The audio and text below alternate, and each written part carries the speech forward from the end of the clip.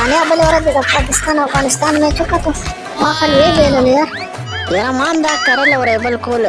ما ویې بایللو په اخره کې به دا چکې مکې وول دا زړه یې راله خوشحاله کړو زه د افغانستان خلاف نه یم په دې چې کومه رویه په پاکستان سره کوي کله وله جنډې وسوځي کله وله خبرې ورپسې کوي زموږ پاکستانیان غرونه به لاړه افغانستان ته او قسم په خدای داسې ورته لګېده ته وایې چې افغانستان والا ښځو سره دا زموږ د پاکستانیانو ګیر کړي دي نو دا رویه چې کوم دی د دې صحیح نه ده پاکستانیانو سره